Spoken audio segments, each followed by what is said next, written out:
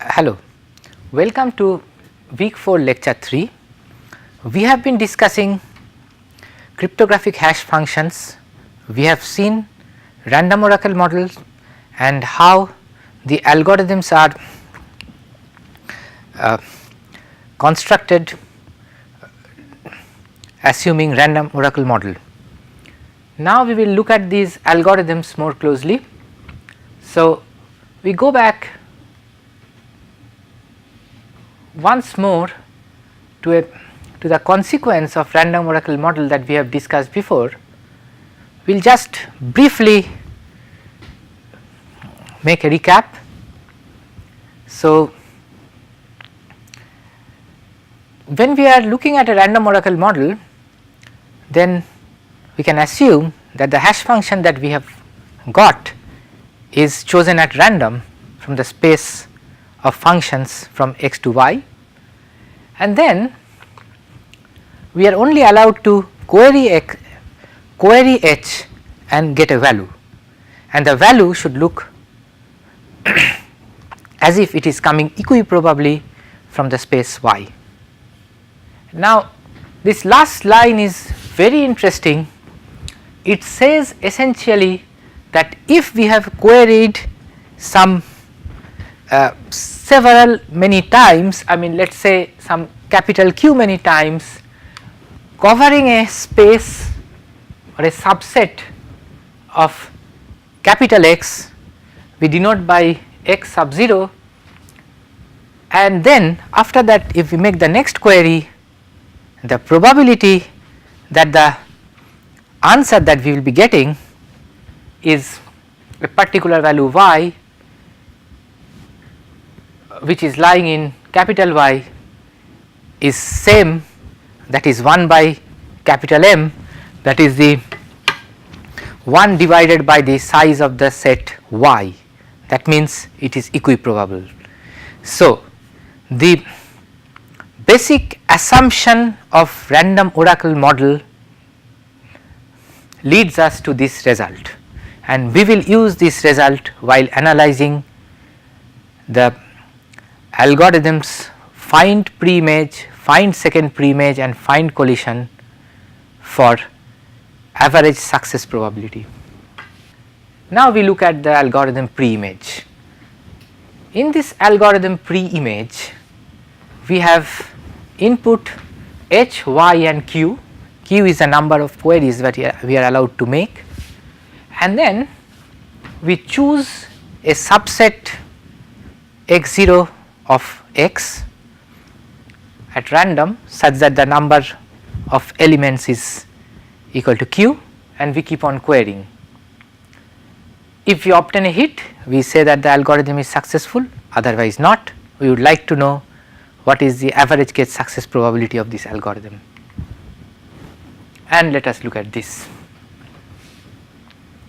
Now, this says that the average case success probability of this algorithm epsilon is equal to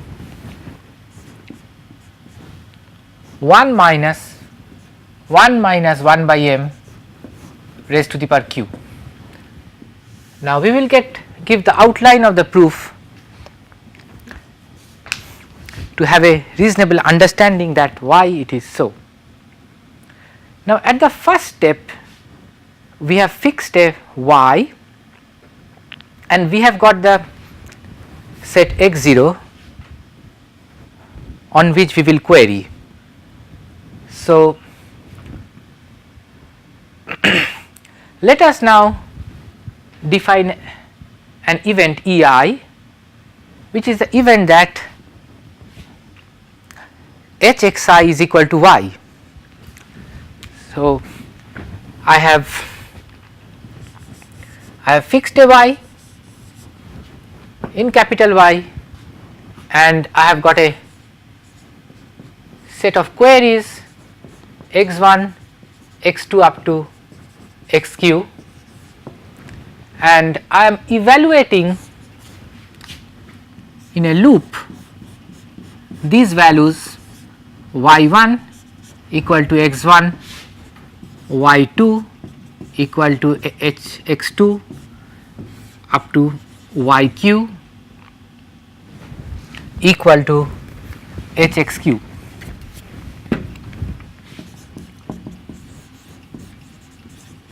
And each time I am asking, let us go back here,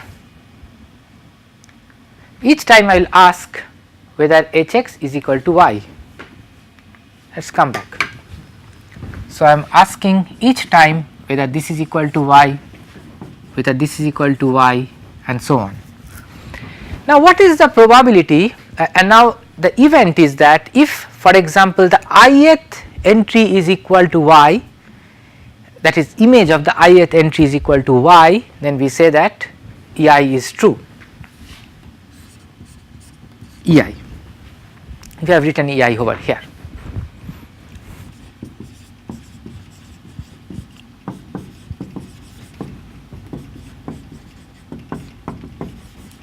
Okay. Now we ask a question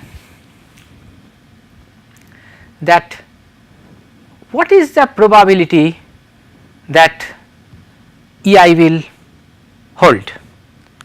Now that means now we come back to the probability result that we gave in the beginning of this lecture. So I have I can get any output with equal probability.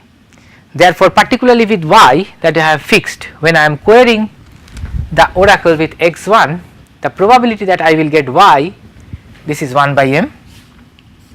So that the probability that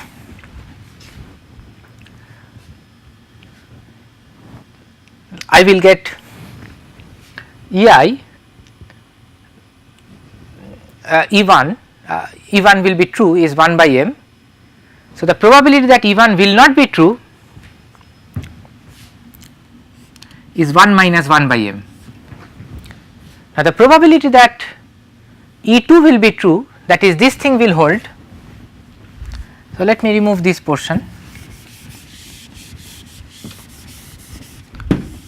Probability that E2 will be true is 1 by m again, and the probability that it will not be true is 1 minus 1 by m, and like that I will come to the probability that EQ is not true.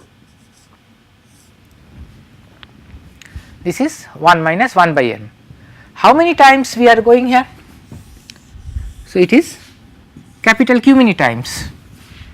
So,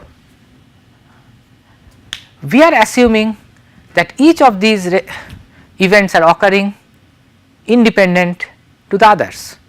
Therefore, if I am asking now that what is the probability that after q steps you are not going to get the answer, that probability is simply the product of all the 1 minus 1 by m's. So, the probability that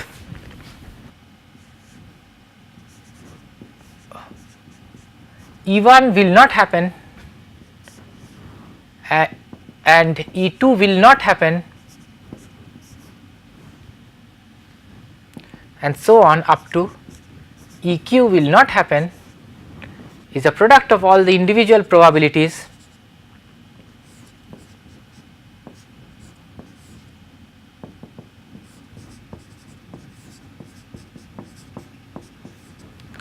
and that is 1 minus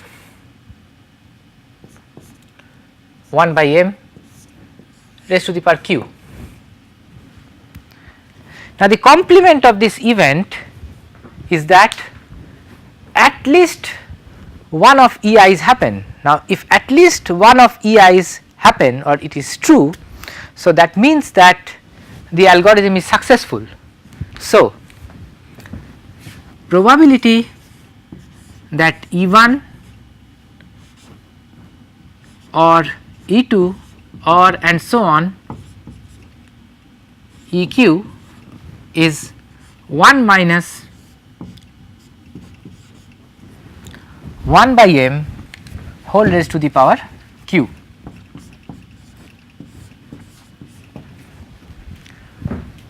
Now, we see that this is independent of y. So, therefore, if we sum over all possible y's and divide by the number, then we are going to get the same number. So, it is in fact the average case success probability. So, we know that it is like this. Now, we can process this quantity a little more and we will get something interesting. So, let us do that. Okay. So, I have got the probability of success is equal to 1 minus 1 by m raised to the power q.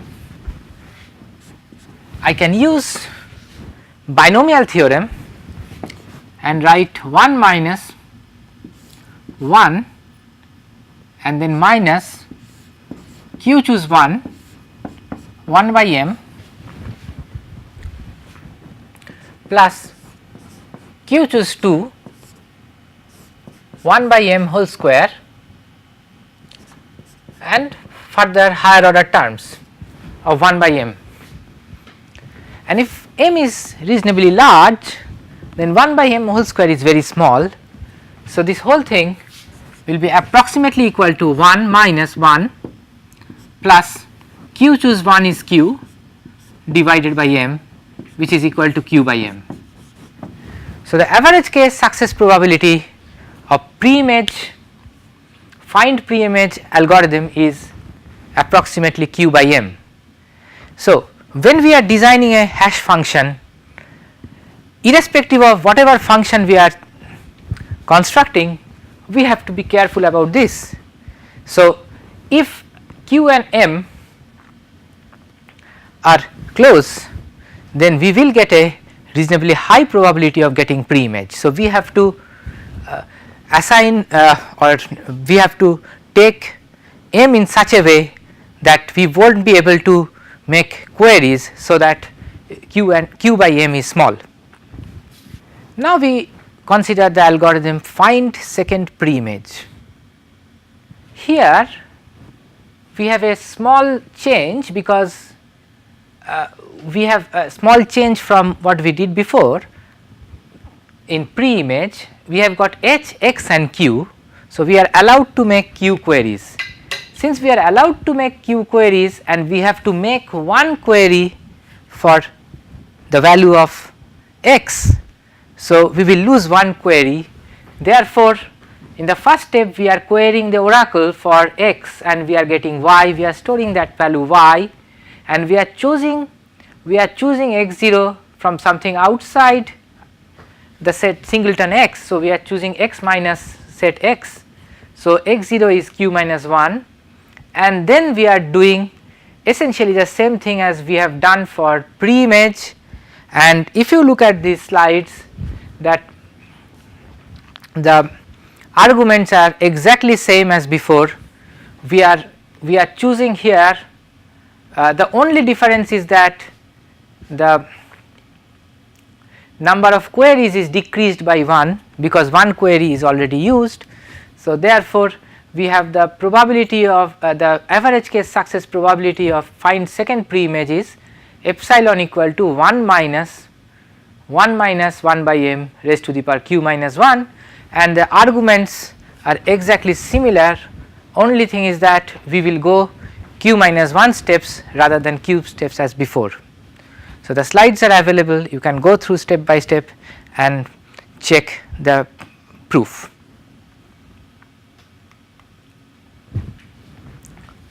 We now come to collision.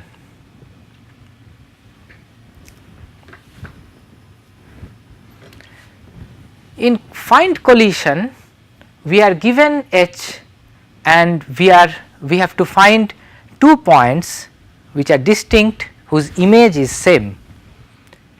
So, that is what we do here, that we keep on evaluating h over the chosen points and checking that whether we have got a collision or not, and we would like to find out the success probability of this algorithm. Now, let us look at the final result. For x0 a subset of x and with cardinality q, the success probability of find collision algorithm is epsilon equal to 1 minus m minus 1 divided by m, m minus 2 divided by m, and so on up to m minus q plus 1 divided by m. Let us look at the outline of the proof.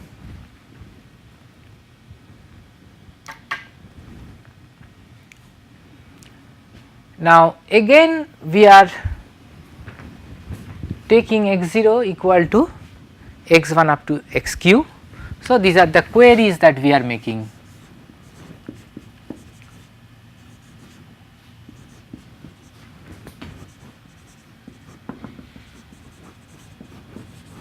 All right, and then we are defining a sequence of events EIs. Now let us see how we are defining that. EI is the event of hxi not belonging to hx1 and so on up to hxi minus 1 for all I between 1 and q inclusive of the endpoints. So that means that E1 means that h x1 and I minus 1 does not exist here, therefore h x1 does not belong to phi, the empty set. Of course, the h x1 does not belong to the empty set, nothing belongs to the empty set, therefore you will always get, it is always true, therefore probability of E1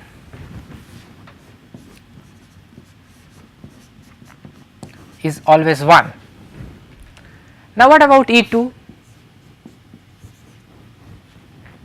E2 is hx2 not belonging to the set hx1. Now definitely there is a point hx1 in the domain. So that means that hx2 can be anything other than that point.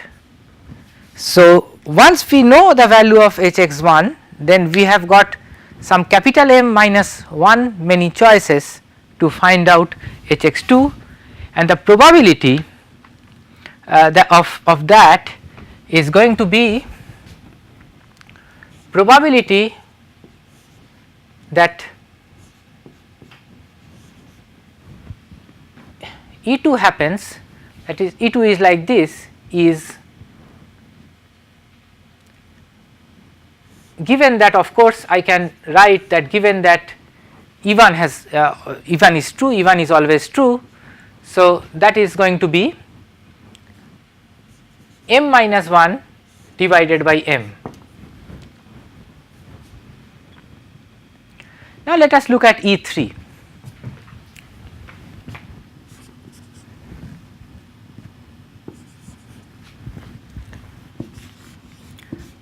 hx2 hx3 is not in hx1 comma hx2. So that means the corresponding probability is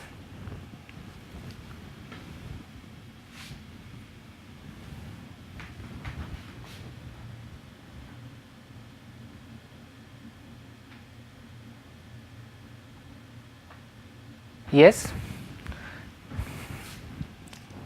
probability that E2 happens given that E1 and sorry, it's this is E3, probability that E3 happens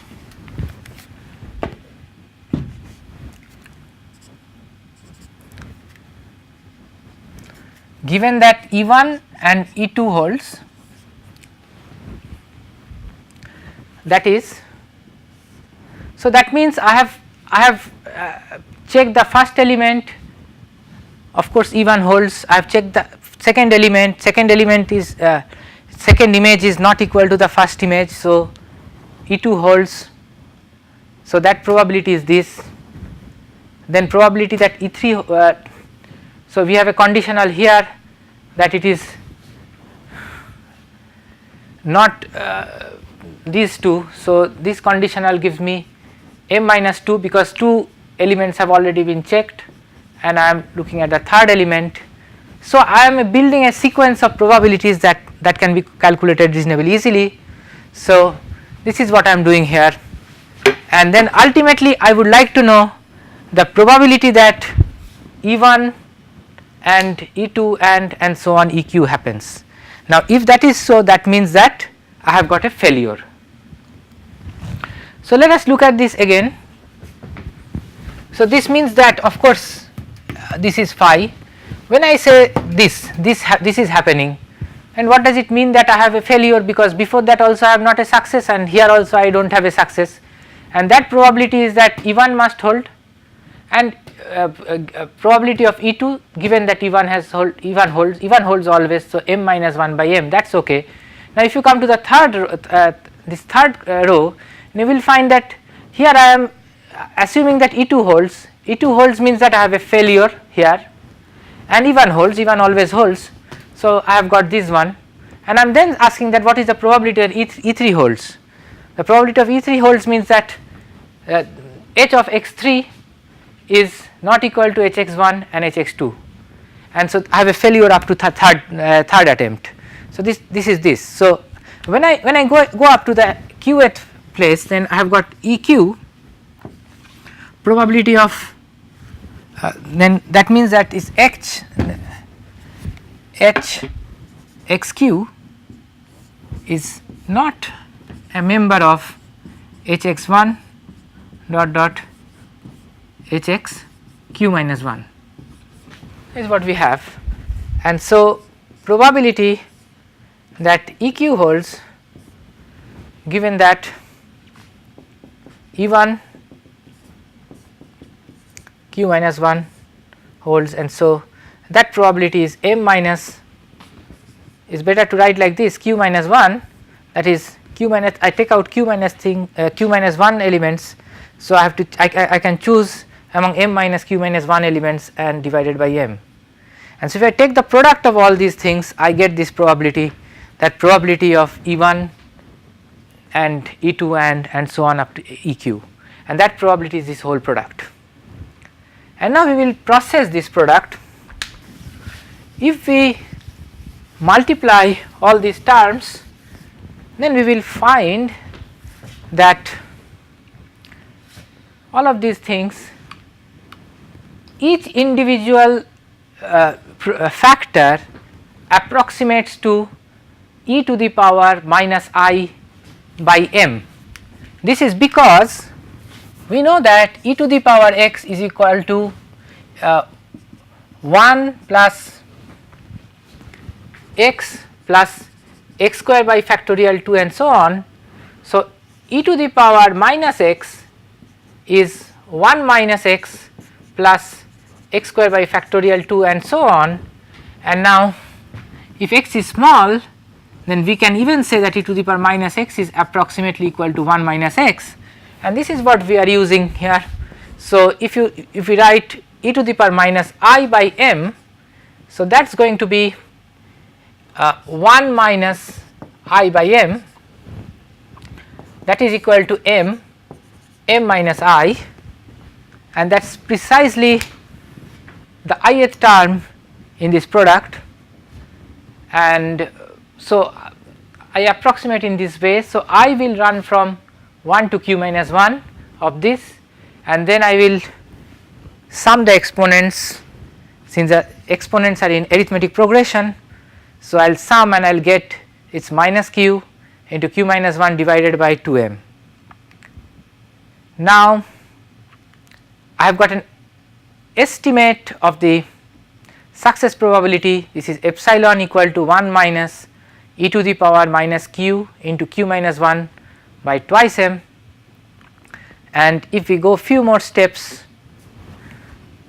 as given in this slide, we will ultimately find that q is proportional to square root of twice m natural log of 1 by 1 minus epsilon, and here if we put epsilon equal to 0.5, that is half, then we will get this quantity q is approximately equal to 1.17 root over m.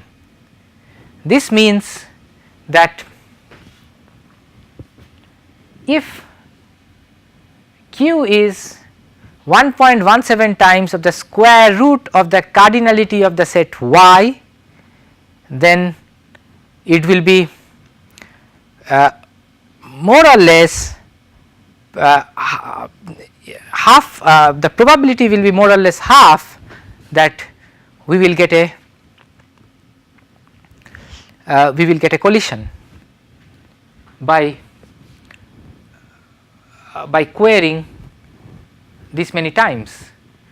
What is interesting over here is that this is not a very large number. For example, if you are so what we get, let us see what we get, 1.17 square root of m. Now what is m? M is cardinality of y. Now suppose we take y to be cardinality of y to be 2 to the power 40, this if this is m, then q is 1.17 times 2 to the power 20, and this is not a very large number. We can make this many queries easily. So if we are making this many queries, then the probability is half or more than half that we will arrive at a success.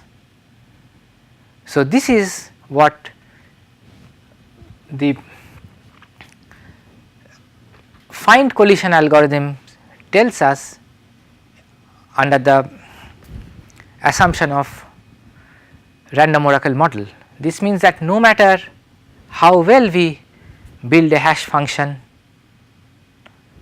if we can make this many queries, then we will get a success with probability at least half. That is the end of this lecture. We will discuss constructions of hash functions in the next lecture. Thank you.